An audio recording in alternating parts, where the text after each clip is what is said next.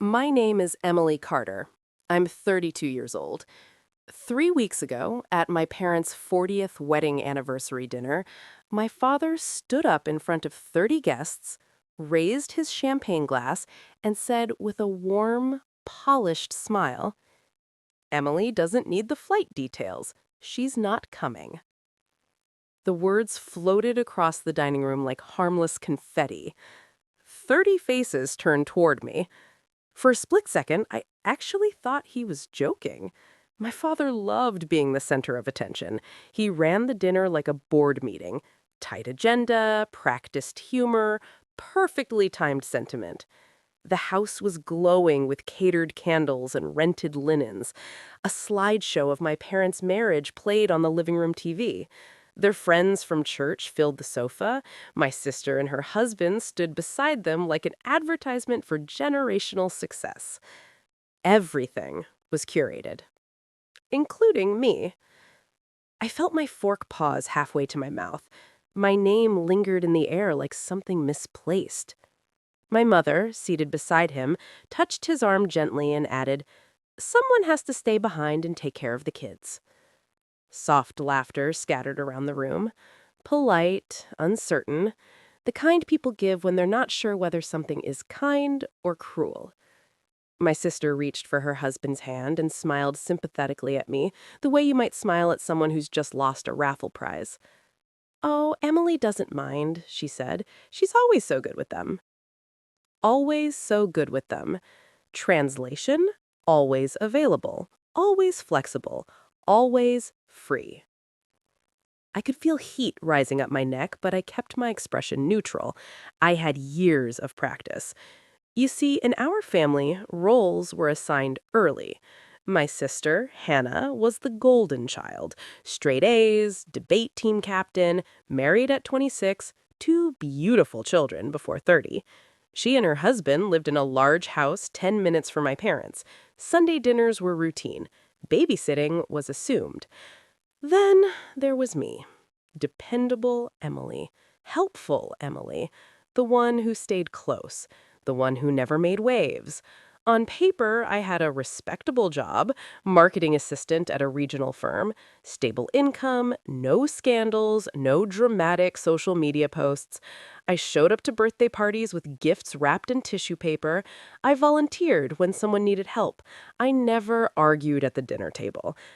I had become so reliable that my availability felt like family property. My father continued his speech as if nothing unusual had happened. He spoke about loyalty, commitment, the strength of family. 40 years of marriage built on putting each other first. The irony settled into my stomach like something heavy and metallic. Hawaii had been planned for months, a full family celebration, a beach house, sunset photos, matching linen outfits, the works. I had never said I couldn't go. They had simply decided I wouldn't. No discussion, no question, just an announcement. My mother caught my eye briefly, not apologetic, not ashamed, but expectant, as if waiting for me to nod, to confirm the arrangement, to smooth over any discomfort. And I did what I've always done. I smiled. "Of course," I said lightly, "the kids will have fun here." There it was. Consent delivered, scene stabilized, conversation resumed. Plates clinked, wine poured.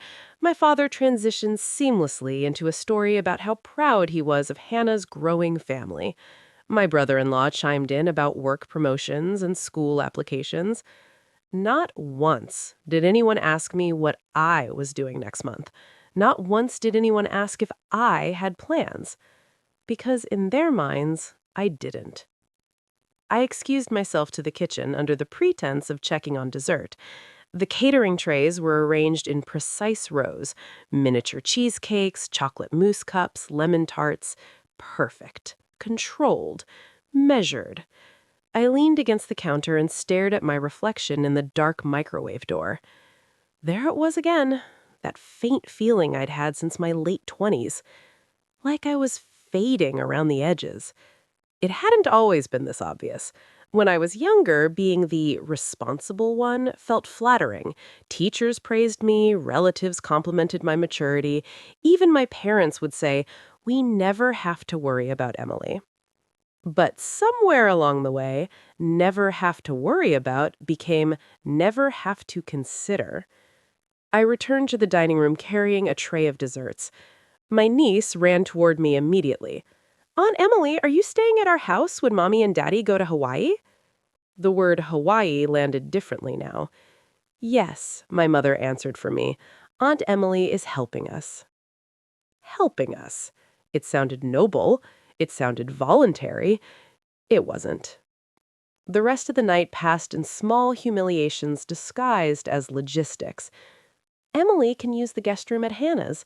Emily doesn't mind adjusting her schedule. Emily's flexible. Flexible. Like furniture. Like something that bends without breaking. By the time the guests began to leave, I had washed wine glasses, packed leftovers, and reassured 3 different relatives that I truly didn't mind missing the trip. My father hugged me at the door. "We appreciate you," he said quietly, as if that settled the balance. Appreciation without respect is just maintenance. When the last car pulled out of the driveway and silence settled over the house, I remained standing in the kitchen. The candles had burned low. Wax pooled along the glass rims. My mother disappeared upstairs. My sister left with her family. My father retreated to his office. I was alone in the afterglow of a celebration that had quietly erased me. And that's when something inside me shifted. Because the humiliation hadn't felt spontaneous, it felt rehearsed. It felt coordinated. And later that night, while helping clean up, I would find proof that it was. But in that moment, standing in my parents' spotless kitchen, surrounded by the evidence of their perfect marriage and perfect image, I understood something clearly for the first time. I wasn't invisible because I lacked value. I was invisible because it was convenient. And convenience in our family always won. After the last dish was dried and stacked, I told my mother I'd lock up. She hesitated for half a second, just long enough to register that she preferred control, but she was tired, and exhaustion makes even vigilant people careless. "Don't forget to turn off the dining room lights," she said, already halfway up the stairs. I waited until I heard her bedroom door close. The house exhaled. The soft hum of the refrigerator filled the kitchen. The anniversary slideshow screen had gone black. Outside, sprinklers ticked rhythmically across the lawn. I didn't intend to snoop. At least, that's what I told myself. But my mother's laptop sat open on the breakfast bar. The screen glowed with an email inbox. She had a habit of multitasking during parties. RSVPs, travel confirmations, seating charts. And there it was. Subject line: Hawaii arrangements, Emily situation. The timestamp was from 2 weeks earlier. My pulse didn't spike. It slowed. I clicked. The thread included my mother, my father, my sister, and my brother-in-law. My father had written first. "Flights are confirmed for the 14th. We'll need to finalize childcare. Keep Emily here to watch the kids. She doesn't have anything important going on anyway. It's like having free help." Free help. My mother replied, "Let's frame it gently at the anniversary dinner so it doesn't turn into a discussion." Frame it gently. My sister added, "She'll say yes. She always does." The casual certainty of that sentence hurt more than the insult. Not because it was cruel, because it was accurate. They weren't worried about my reaction. They were managing optics. I scrolled further. There were bullet points. Announce publicly so she doesn't feel comfortable refusing. Emphasize family unity. Avoid making it about money. Avoid making it about money, meaning they knew exactly what they were doing. The humiliation wasn't spontaneous. It was strategy. I closed the laptop carefully. My hands were steady. Too steady. There's a moment when something breaks inside you, not loudly, not dramatically, but with a clean internal snap. That was mine. For years, I had assumed my invisibility was accidental, an unfortunate personality trait, a byproduct of being low maintenance. But this wasn't oversight. It was orchestration. And the most painful part? They weren't even hiding it well, because they didn't think I'd ever look. I stood there in the dim kitchen light and felt a strange, unfamiliar sensation rising in my chest. Not anger. Clarity. They believed I had nothing important going on, and in their version of reality, that was true. Because they didn't know about the other life. 3 years ago, after my long-term boyfriend ended our relationship with the words, "You're just there, you don't take up space," I had gone home and stared at myself in the bathroom mirror for an hour. I didn't cry. I researched. The next morning, I bought a second-hand camera from a pawn shop 20 minutes away. It cost $240. I paid in cash. I didn't tell anyone. At first, I photographed buildings, empty sidewalks, storefront reflections. Then one afternoon, while waiting at a bus stop, I noticed a woman sitting alone on a bench, late 50s, grocery bags at her feet. Her posture wasn't defeated, it was patient, observant, invisible. I asked if I could take her picture. She laughed and said, "Honey, no one's asked me that in 30 years. That sentence changed something in me. I started carrying my camera everywhere. Laundromats, grocery stores, parking lots, pharmacies. I asked women if I could photograph them. Women who are rarely centered, rarely celebrated, rarely seen. Waitresses on smoke breaks, single mothers juggling toddlers, elderly women eating alone in diners, office workers on their lunch hour.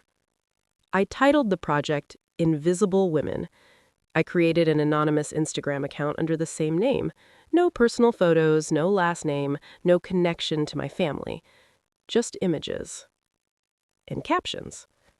Short reflections about overlooked strength.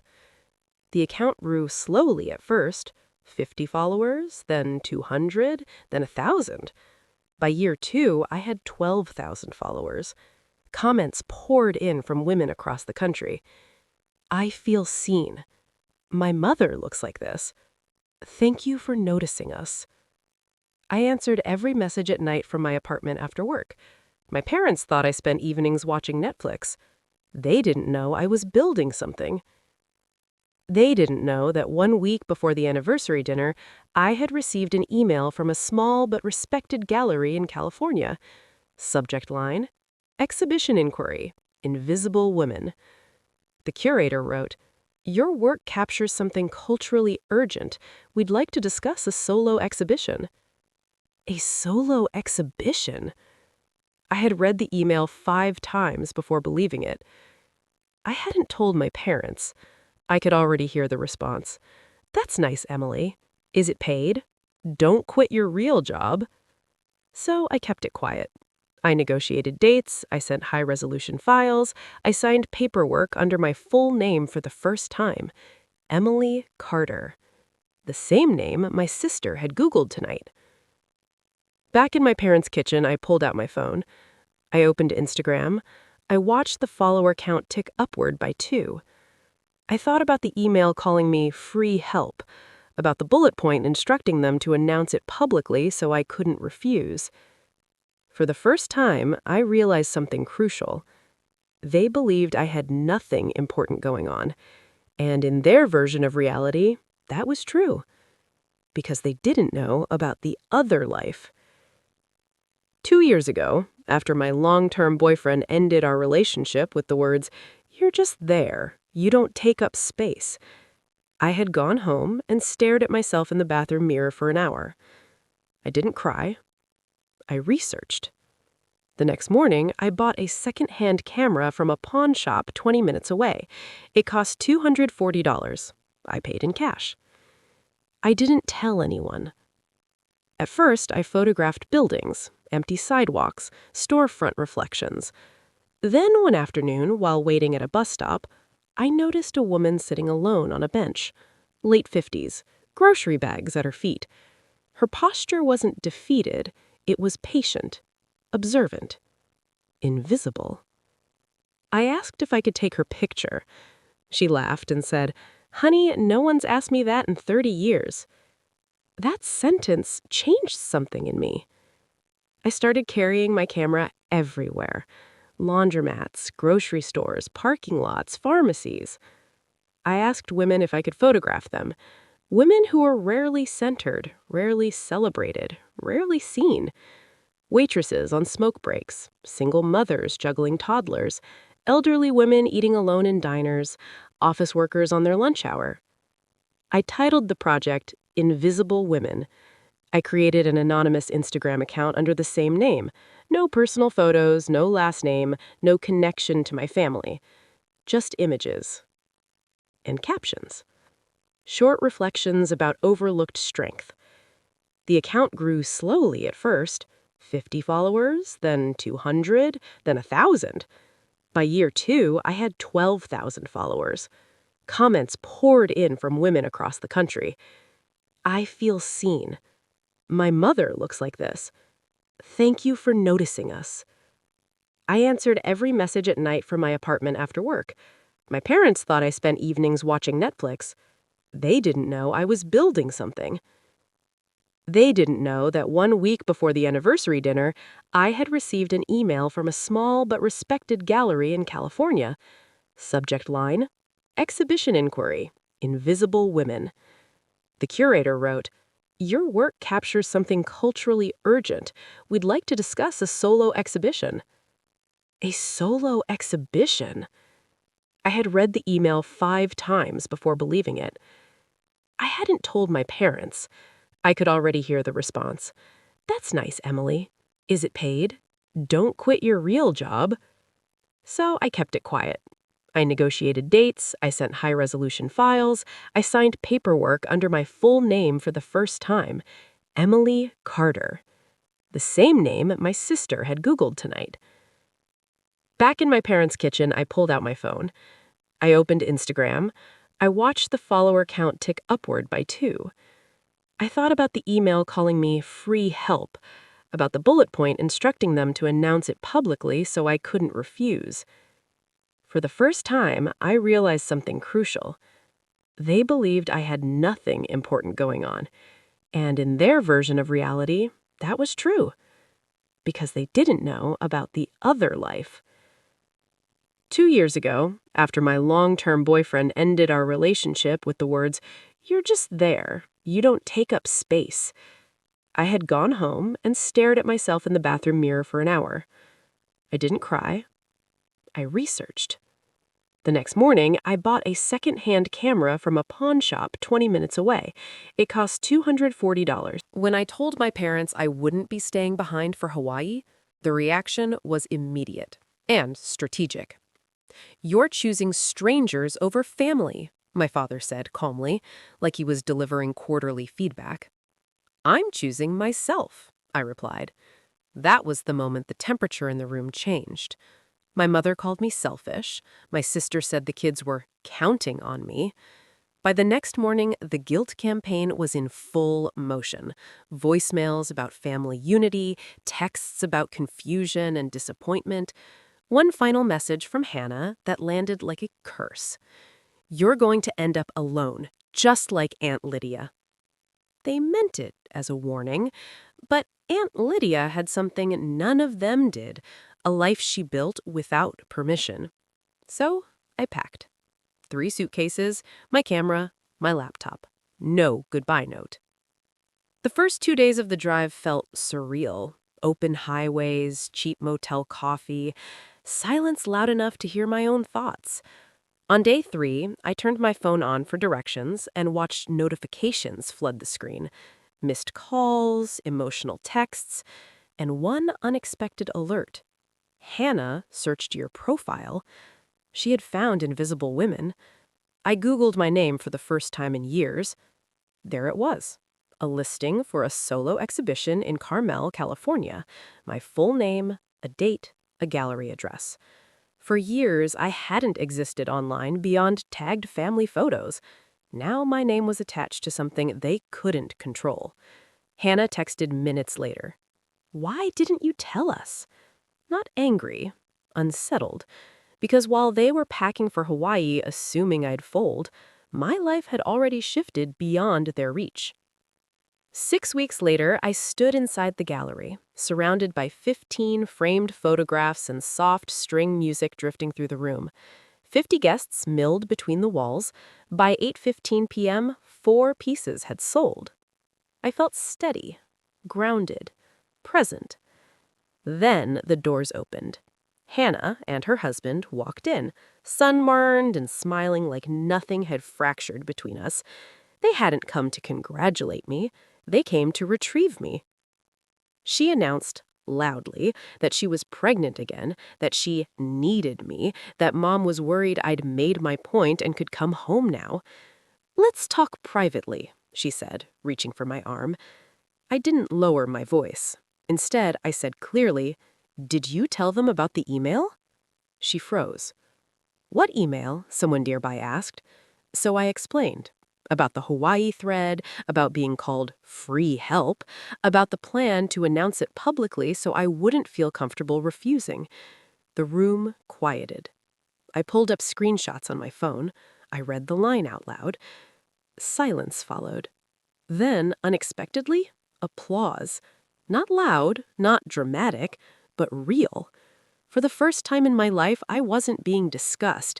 I was being heard. And the power had shifted. But the night wasn't finished, because 20 minutes later, my parents walked in, and they were not smiling. My parents entered the gallery like they were stepping into a courtroom. My mother scanned the room first, not at the art, but at the people, the collectors, the wine glasses, the price tags beneath each frame. My father's jaw was set in that restrained, diplomatic expression he used when something threatened his authority. They hadn't come to celebrate.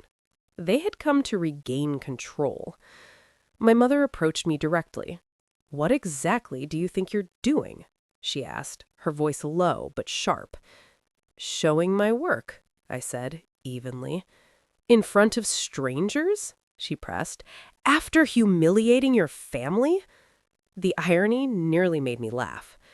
"You announced to 30 people that I wasn't worth a plane ticket. I didn't humiliate anyone." My father stepped in.